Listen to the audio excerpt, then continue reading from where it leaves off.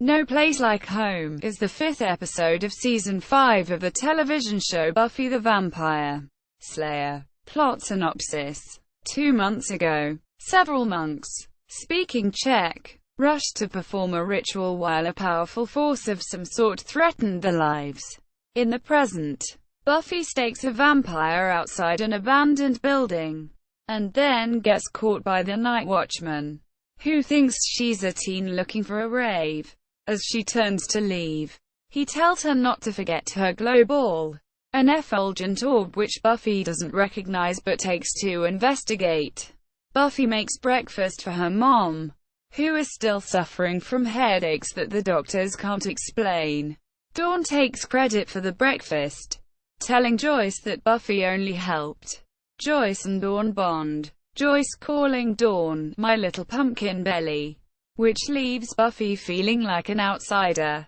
Giles' big opening at the magic box is less than successful at first, but eventually, the magic shop gets to be so popular that he can't handle it all on his own. Buffy presents the orb to Giles, but Giles can't explain it right away, though he recognizes it as paranormal in origin because it's a shiny.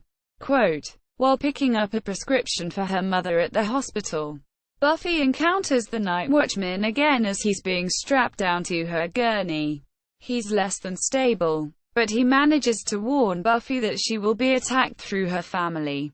A monk works on a blueprint in an empty building just as the beast smashes through a large steel door, revealing itself to be a supernatural blonde female. The beast ties him up and tortures him for information about the key, but he won't tell her anything. She starts to speak crazily until she puts her fingers to the head of a security guard and seems to suck the life force from him. Buffy assumes that the danger she was warned about is what is causing her mother's headaches.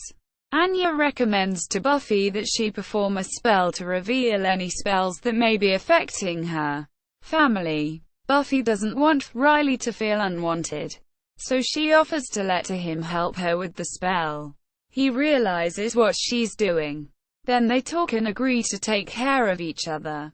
Buffy performs the ritual in her bedroom, then walks around her house to look for anything unusual.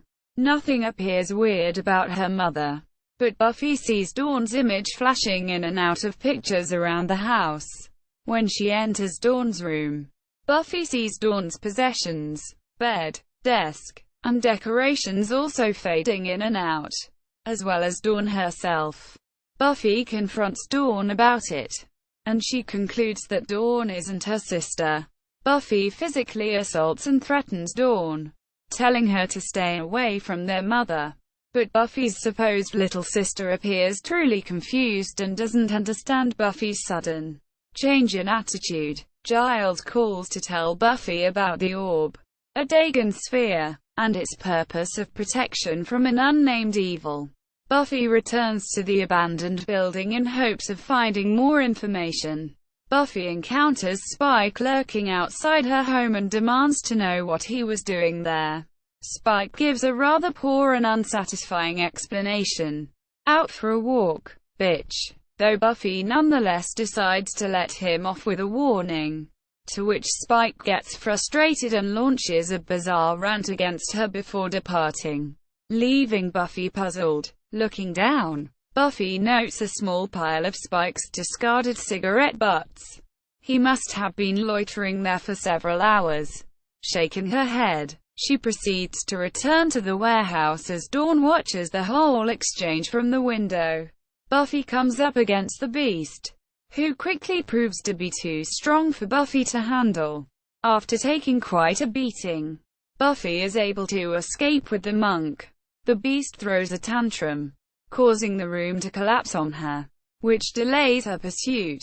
Back at the magic box, Giles offers Anya a job when he realizes that the job is too much for just one, and that she enjoys handling the money. In his last moments of life, the monk warns Buffy that she must protect the key. He tells her that the key is a collection of energy put into a human form, Dawn's form. They sent her to the Slayer to be protected from those looking for it. Before he dies, He tells her that her memories of Dawn were constructed, and that Dawn is now an innocent human who not only needs the protection of the Slayer, but also the love of a sister. When Buffy returns home, she apologizes to Dawn, and the two girls are able to relate on at least one subject: their concern for their mother. Cultural references. While Buffy prepares breakfast for Joyce, Dawn says, "Who died and made you the Iron Chef?" Quote, Buffy orders Joyce, "I want you to relax all day. Keep your feet up.